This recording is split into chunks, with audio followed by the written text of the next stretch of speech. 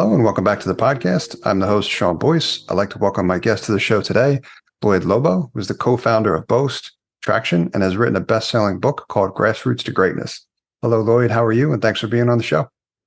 Thank you for having me. Super excited to be here. Yeah, I'm very excited to dive more into your background, talk about a couple of exciting topics. But before we do that, if you don't mind, so that our audience can learn a little bit more about you and also your background, can you talk more about basically where you've come from and how you got to where you are today? Definitely long backstory, but I grew up in Kuwait. My parents are from India. My dad was a farmer in India. My mom grew up in the slums of Mumbai, and they weren't educated. They had no money to make the currency work for them. They couldn't go to the West. So back then, people would go to the Middle East. They went to Kuwait to work, and I was born there. Now, because they couldn't afford to take us on fancy summer vacations to Europe or the US or Canada, my childhood summers were spent in the slums of Mumbai. That was probably my first experience with community, because every probably 10, 15 homes had a TV. Now, my mom was working in Kuwait, so she could bring back home a TV. She had 9 siblings, the small house with 4 cement block walls and an aluminum roof. There was no toilet in the house. So everything from watching TV was communal, and going to the restroom was communal. You stand in line waiting for the public restroom and you talk to people. In the summers, puddles would turn into ponds and we'd be swimming in there. My fondest childhood memories, anytime we'd go home for end of the summer vacation, your time to go home, I'd grab my parents by their feet and be like, I don't want to go back. I'd cry and cry and cry. Fast forward a few years, I experienced probably the greatest marvel of all time. Kuwait was struck by the Gulf War, right? Iraq had invaded. Security had lapsed in the country. There was no phones. There was no internet. That day when I went down my building with dad, I think I was a 9-year-old, and people weren't belaboring on problems. They were immediately coming together to think of solutions, right? Today, problems just perpetuate and fester and turn into new monsters. Back then, obviously, the problem was large. We don't know if we're going to live or die. What are we going to do next?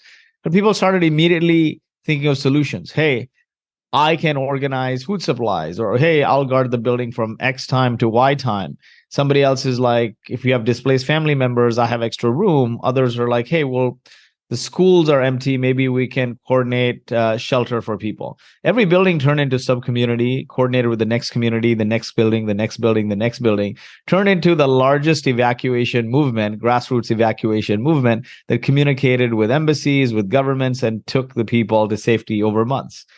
And, I experienced 2 great things that day. One is literally, there's nothing that a small group of people who are united by a great sense of purpose that they can't do, right? They can literally move mountains. The other thing is the entrepreneurial spirit. I think as I was reflecting back and writing this book, everyone asked me, where did you learn to become an entrepreneur? Or did you always have it in you? And I think entrepreneurship is not something you're born with, right? We're not what we're born with. We become what we're nurtured through. We become the average of the people we surround ourselves with. And so for me, the entrepreneurial spirit dates back to that Gulf War, because to me, entrepreneurship is not about making money, but it's about taking an obscure idea to execution and impact while dealing with extreme risk and uncertainty. No bigger risk and uncertainty than the Gulf War. Now, after that experience, I was always chasing this feeling of risk and uncertainty. Always this rebellious kid, always on the other side of risk and trouble, right? So a few years later, we immigrated to Canada. I didn't finish high school. I missed all my high school exams, didn't attend the last semester. Now, what would most kids do that didn't finish high school? They wouldn't apply to university, right? I truly believe luck and risk are 2 sides of the same coin. The ones that get lucky are the ones that never stop flipping. Risk, risk, risk, risk. And one day you get lucky. So I applied to every single university in Canada where SATs are not required. You write entrance exams from the school. One school called me. They asked me to write entrance exams. They had the previous year's transcripts. I wrote those entrance exams, math and English, did well. They said, hey, what happened to your transcripts? When are we going to get them? I said, there's political unrest in Kuwait. I made up some story. They're like, okay, start the semester. And if you don't give us the transcripts by the end of the month, we can't have you continue. Luck would have it, they never followed up. And so without graduating with a high school diploma, I graduated engineering, right? Very So cool. luck and Awesome. risk are two sides of the same coin. Now, I graduated engineering and I just didn't want to do that job. I was craving like this risk and uncertainty. So I started asking people, hey, what skill could I learn if I want to be a business person? Back then in 2005, nobody used the word startup or entrepreneur. It was all like business person, right? And I heard repeatedly that, hey, your communication is not the strongest. You need to improve this because everything you do as a business person, from convincing your spouse that you're not going to bring money, to convincing early customers when you have nothing to sell, to convincing early employees when you have no money, and even at scale, you need to drive the vision, is all communication. You need to fix that. Now, I thought to myself, if I needed to learn communication, I can probably take some courses, public speaking, etc. But self-motivation is really hard for most individuals. Self-motivation is not showing up when things are perfect, but self-motivation is, do you show up when you're repeatedly punched in the gut? And so I knew for sure if I went to a public speaking class and 5 people laughed at me when I went on stage, I would never show up again. So I'm like, how do I put myself in an environment that forces me to communicate day in, day out? And in my research, I found that the best skill I could learn, the best job I could get is sales, because sales requires you to communicate day in, day out. There's no other job that lets you do that. I mean, every waking moment you're communicating. So I started applying to sales jobs. And again, I use the word luck a lot because, I applied to Xerox and both big companies and small, and nobody would give me a job. Engineer, why do you want to go in sales? The luck would have it, a founder needed cold callers, and I was part of that cold calling team. So I joined there. My parents lost it. Indian parents, they're like, your friends who've graduated engineering are now working at Microsoft and Johnson and Johnson and big companies, and you're making cold calls for like minimum wage nearly. Like, why? Fast forward today, I'm everything I am because of that job, right? And here's how that changed my life. The first call I made, probably practiced 4 hours. The decision maker shows up, get to the connect, and I hang up. Everyone's laughing at me. But here's the thing. I got to keep showing up now. My communication gets better and better and better. I'm like pivoting on the fly, polishing my messaging, learning to negotiate, building rapport. I get good at it. Now, my girlfriend, wife now, she gets into med school in New Jersey. And so I got to move to New Jersey. I started applying for jobs there. See, I said, you are the average of the 5 people you surround yourself with, because my first job was with a founder. No other big company in New Jersey would hire me. Take a risk on like a Canadian immigrant. So I get this free trade NAFTA TN visa to work doing sales for a startup. I jumped at the opportunity, right? Like from cold calling, now I got a sales job, be close to my girlfriend. I land there and there's no repeatable, scalable product or process. So now I'm tagging along with the founder and the execs to the sites of these large enterprise companies, trying to understand their flow and figure out what their pain points are, then write them down, turn them into product requirements so the devs can build it. And oh, by the way, you also need to learn marketing and launch the marketing side and learn, sales and learn all of these things. Now, most kids, they were in my position that applied to a sales job and ended up in a situation like this would quit. The thing is, again, systems eat motivation for breakfast. I'm in the situation. I can't just quit because I know how hard it was to get this job to begin with. I'm on a TN visa. So I got to make the most of it. Now, as a function of that, I rolled alongside all the execs and the founder, and I learned about selling when you don't have a product, meeting large customers in person now, not just on the phone, building rapport, building relationships, turning those customer problems into product requirements, learn to build a website and the marketing materials and the YouTube videos. And so from there, my next job transitioned to running sales and marketing for another startup. Because when you work alongside a founder, honestly, you're operating in dog years. You're not doing things, you're creating things, right? There's a big difference. You're creating the playbooks in the early stages. You're not just going through the playbooks that were created. And so with cold calling, being one of the first cold callers, I was creating the playbooks. Here, I was creating the playbooks for sales and marketing and product. And, the 2-3 years that I spent there felt like, 6-7 years of experience. And then the next job was running sales and marketing. And when I hit a ceiling, coincidentally, my co-founder, who's my best friend since university, we're partners in every project, called me and had the idea for Boast, which is globally hundreds of billions of dollars are given in funding by governments to businesses that build new tech or improve existing tech, but it's a cumbersome process, prone to frustrating audits, and it takes a long time to get the money, largely done by Big Four accounting firms. And he said, let's do this together. And I'm like, you know what? Rather than working for other startups that are venture-backed that are not doing well, I may as well go on my own and go on this journey to create my own luck and build a company that I want to work for. So that was the journey to entrepreneurship. But if I had to pull out 4 of the key things that helped me immensely as a lesson for your audience, I think if you do these 4 things, you'll have everything. Number 1, your companions matter the most. Now, I was on that rickety bus going from Kuwait to Baghdad to Jordan on the highway of death. Buses were bombed and everything. You weren't sure you're going to live or die. But when I looked around the bus, the adults were singing, laughing, playing the guitar. And, as I reflect back, I realize it's neither the destination nor the journey, but the companions that matter the most. You could be in the slums of Mumbai and swimming in the puddles and not want to leave, or you could be sipping wine or champagne in a chateau in Paris and just want to get out of there, right? You're the average of the people you surround yourself with. Great companions not only make it memorable, can make you feel like a rock star.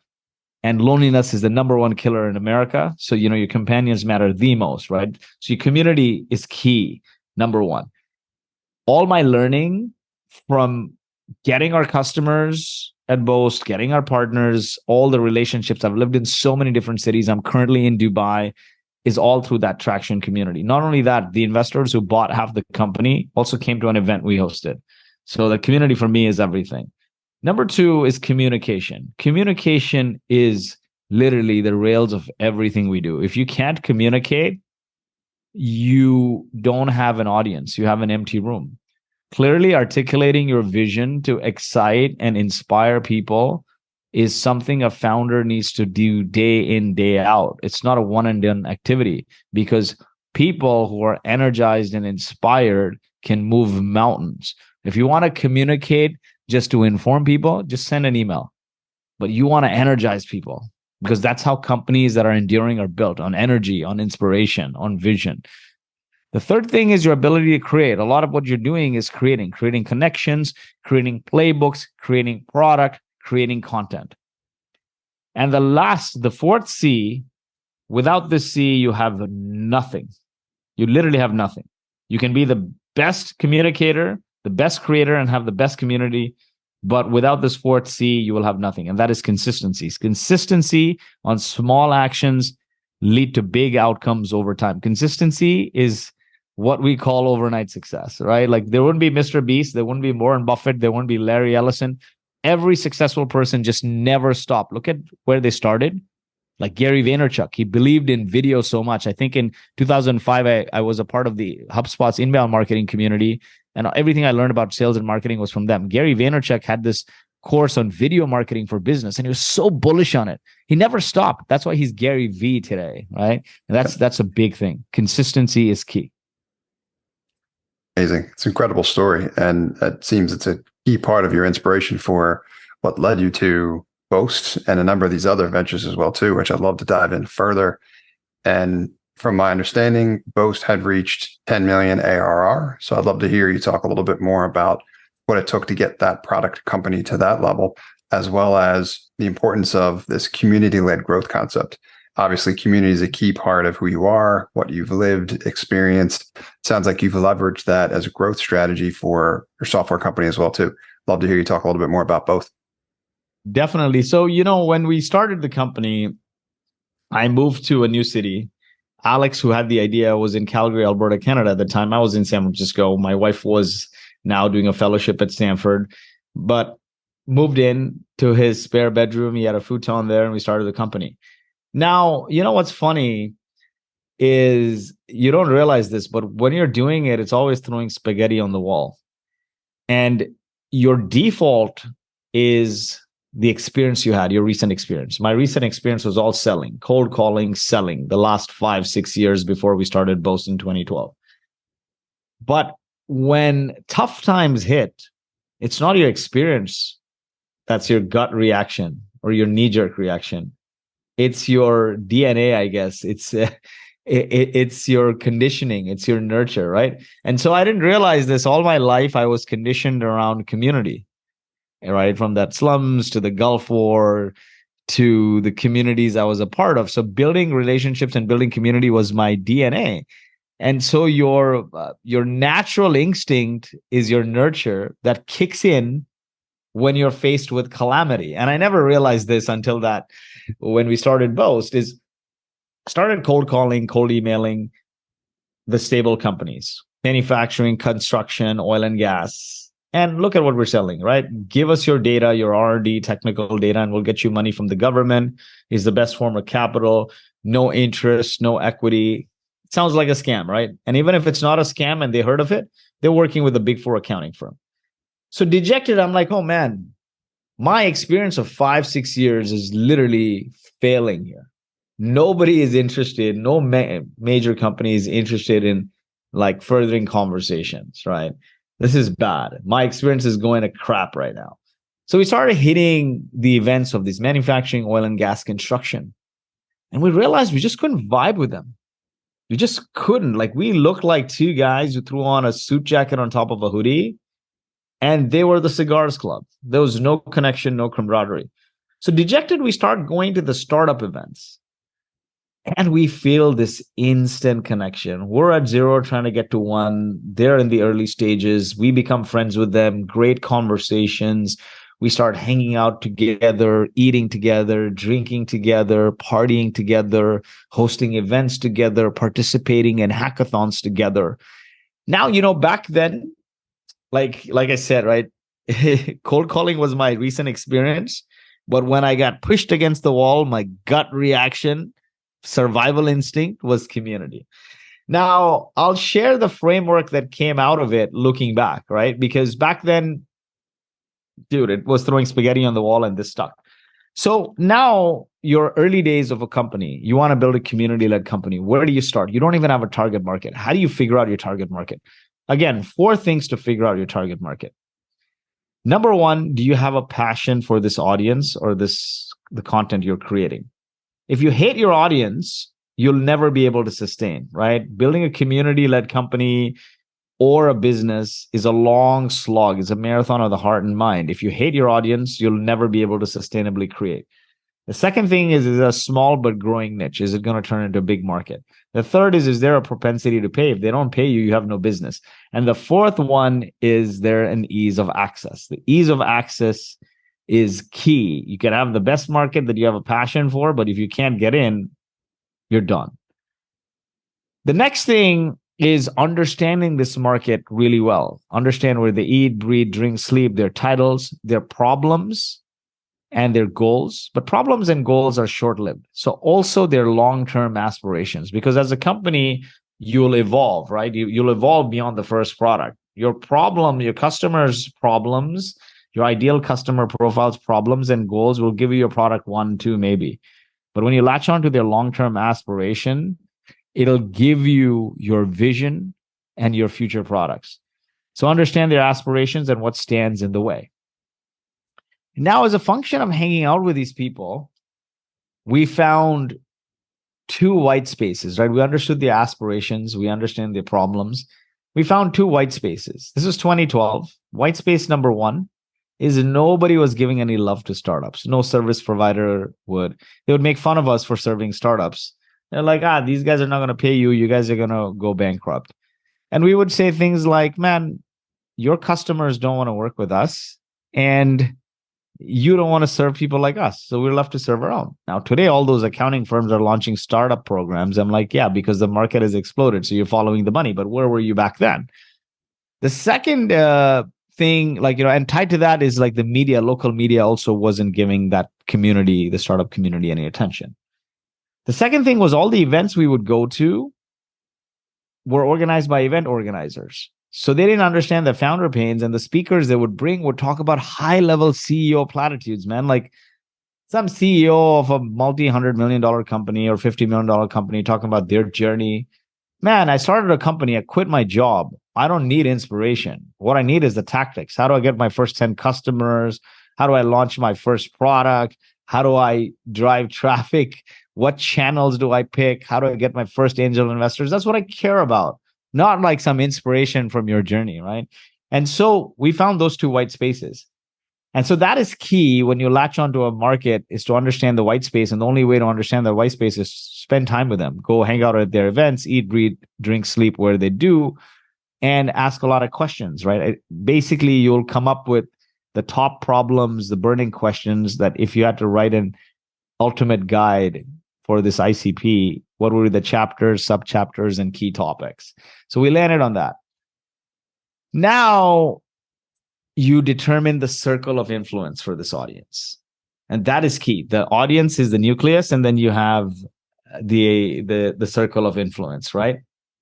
And the circle of influence is very key, because once you have the circle of influence, you can dominate and influence your ideal customer profile.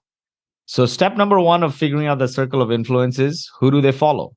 This will give you a list of influencers you can interview for your podcast or invite as speakers for your meetups, etc. Who do they fund? Meaning what services and tools they pay for. This will give you a list of potential partners that you can co-host events with or invite as sponsors. And the last one is, what do they frequent? What platforms they're prevalent on, what blogs, magazines they read, what events do they go to. So you can distribute your content there. Now, when you know the kind of blogs and magazines they read, what we started doing is we started inviting TechCrunch and Forbes every year to interview the speakers at our conference. I didn't need to hog the limelight. And every year, TechCrunch and Forbes is there without fail for like 7 years in a row. And so now what happens is, when a founder comes to your community event, they know they're going to get tactical advice. They know they're going to meet the influencers they follow. They know they're going to meet the other service providers they buy from. They know they're going to see media and press that they read. And it feels like, man, it's my tribe. It is my tribe, right? And so that circle of influence is key. Now, once you have the circle of influence, you got to figure out what kind of community you want to build. There's 3 kinds of communities you can build. Community type 1 is a community of practice, where you bring people together to learn about a specific field or a craft. Community type 2 is a community of product, where you build people together to learn about your product, to build on your product, to distribute on your product, to become product evangelists, like the Atlassian community, the GitLab community, Microsoft community. And the third is a community of play, where you bring people together to have a good time, like the Harley Davidson community, the Nike Running Club, Red Bull, CrossFit, the community of like play. Now, I tell businesses, especially B2B, if you don't have a product with customers, or you don't have product market fit, meaning customers are not retaining in your product, or it's not a product that's frequently used, don't build a community of product, because you'll invite people and they'll feel like they're being invited to a timeshare presentation. You don't want to go to an event like that, right? And so, yeah, and you know, we get invited to those kinds of events all the time, and we eat their food and we leave as soon as they start the presentation. Right. So build a community of practice. And a lot of people ask us like, hey, why did you call the community Traction? You remember I said, understand where your customer's aspiration is. If we called it the Boast community, it would look like a timeshare presentation because we had no customers. We called it Traction because what do entrepreneurs want money for from the government or any source? To fund their business. Why do they want to fund their business? To get traction. So we called it Traction. It was tied to the aspiration of our customers. And so then, you know, once you have that now, see, you figured out the target market, you understand their problems, goals, their aspirations, and what stands in the way. You know who they follow, who they fund, where they frequent. So you understand the circle of influence, and you know the kind of community you want to build. Then I recommend creating content for them on an online medium and bringing them together in an offline medium. So online, create content to build an audience, but an audience is a one-way communication. Yes, people comment on LinkedIn and all of that, But really, unless people interact with one another, it's not a community. So online audience, and then bring that together. Now, how it worked for us was in 2012, LinkedIn wasn't huge for content distribution. Podcasting for businesses wasn't huge. It was all blogging. It was all blogging. And we said, man, if we blog on our website, the SEO is going to take forever. I'm not going to compete with Neil Patel and all these experts like Jason Lemkin, Jason Fried. We're going to get nowhere. The other thing is we're not experts on this space either. We have only been a part of failed startups. So how are we going to talk about this, right? Of course, you can curate. And so that was one. And so the first step to building this audience was we reached out to the local newspaper and we said, can you give us a column to cover startups? First reaction was, we haven't heard of you. It's not of interest. So reached out to a bunch of regional blogs and got a blog post with a popular regional startup blog. They just needed content. Now, of course, I can't talk about my experience building startups, but what I can talk about is curate content from other startups. So I covered 2 or 3 startups, shared on the regional blog. Those startups, of course, when you cover somebody in the press, they shared with all their friends and family members. It got hundreds of retweets. Twitter was huge. Now, I took that blog post and I went back to the editor and I said, hey, you see how much traffic this has got? You're losing a section of the audience, which is going to be your largest audience in the future. The newspaper is losing that. I can bring you that audience. He's like, fine, this blog post you've written has done well. I'll give you a blog post. Let's see how it does on our newspaper blog. And this is a national newspaper that has a regional outlet as well. But the whole blog and everything comes from the national newspaper. So it's a high domain authority website. And now, another learning here, unless you're doing something illegal as a founder, never ask for permission, beg for forgiveness, because you'll spend the rest of your life asking for permission. So I could have called that blog any number of things, but I'm like, what would I call it that drives so much social proof that it sustains? So I called it Startup of the Week. He never gave me a weekly column. He gave me one blog post. I covered a startup founder that had raised $3 million and I put it on. Man, he blasted to the stratosphere. It had like so many retweets and shares beyond the first regional blog. And I have it's evening or next day or something. And I had a couple of missed calls from the editor. I'm like, oh my God, he's going to lose it. Because Startup of the Week implies like it's a weekly award from the national newspaper. So he's like, I pick up the phone or dial him back rather. And he's like, Lloyd, this is great. If you commit to writing it every week, I'll give you a print column. Boom. I never expected it. Never expected it. Wow. But That's cool. So there's one macro learning here. You can't just take content and throw it on like a platform, like a LinkedIn or a Twitter or whatever, especially in the early days. You need to seed it, right? Otherwise, it'll look like there's no traffic. You need to seed it. How do you seed it? Look at your contact list on your phone. Who are the people that fit your ICP on your phone, or even your friends, your family, your WhatsApp, your Facebook, your LinkedIn, your email contacts? Easily, you'll have hundreds of people. When you write a piece of content the first, second, third time, reach out to them to like, share, retweet. It'll drive it traffic. You have to drive it. When you drive it, that traffic and that retweet, it immediately gives you social proof. And that's why that editor got attracted. The second time, it blew up even more. And now he's given me a weekly print column, right? But I drove it myself, right? I drove it. I did the work to drive it. I didn't just leave it there.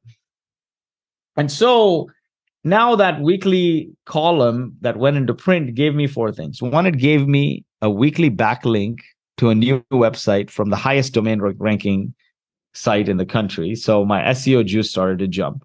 2, instant credibility. 2 guys who nobody knew now have a print column. 3, every Monday, the founders are going at 7 a.m. or 8 a.m. or whatever, early in the morning to the newspaper stand, buying a bunch of print copies, because print today in a sea of blogs even is relevant. It's like, oh, this is legit. They're taking photos and sharing it with their friends, family members. And the 4th thing, I threw a form in there saying, if you're interested in being featured, please apply. So now my database started growing, right? Database started growing. People started applying. And I knew now from the events we had gone to is all the events that were being hosted were high-level CEO platitudes. So whoever applied we would invite them to a meetup at our co-working space, which we had the meeting space for free. And with pizza was $9.99, pepperoni pizza or cheese pizza from Pizza Pizza.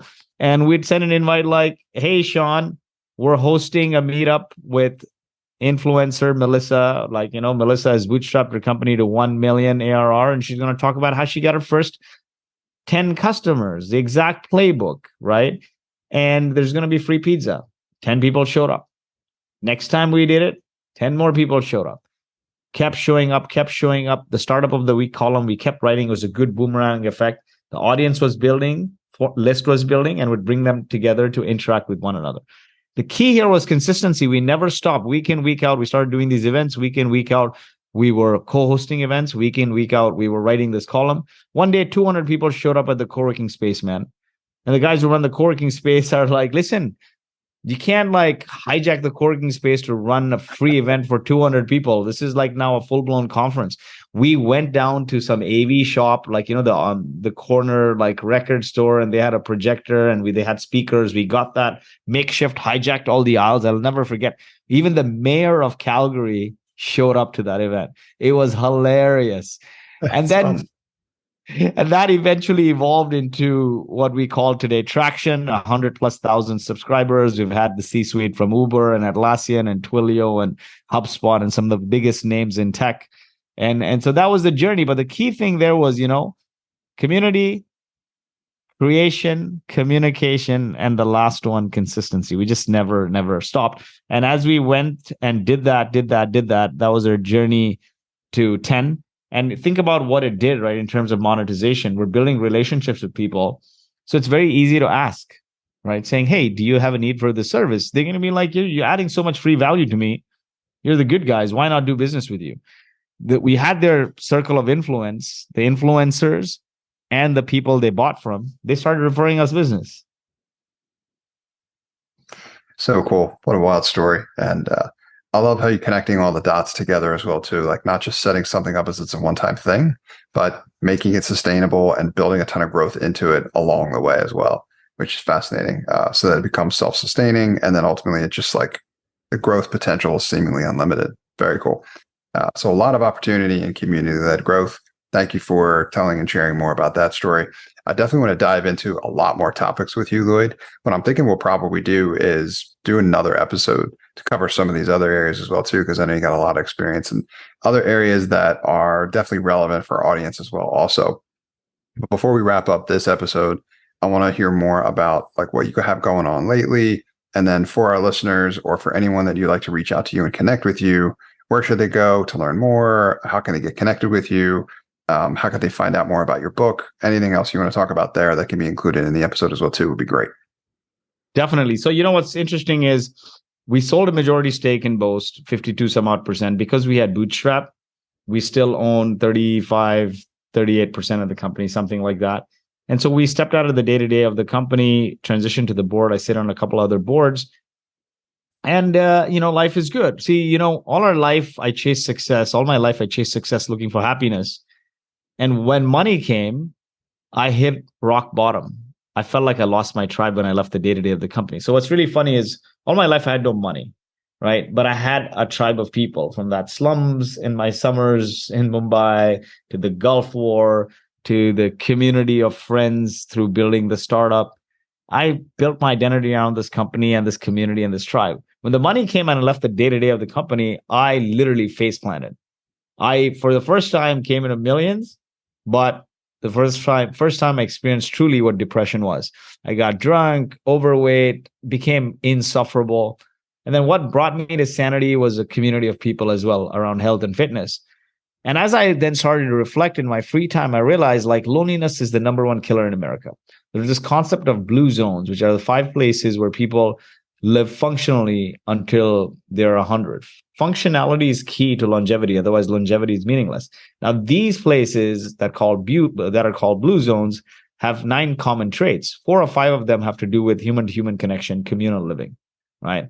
And then I started to research, man, all the brands that have endured over time, not just the tech companies that came up in the last 20 years, but the Harley Davidsons and the Apples of the world. Like, why did they endure? I rewatched all our traction community content over the last 7 years, talked to nearly 1,000 or more community members, formal interviews, conversations, group calls. And I found something very interesting. Every obscure idea that eventually went on to become an enduring global phenomenon, from Christ to CrossFit, had these exact 4 same stages.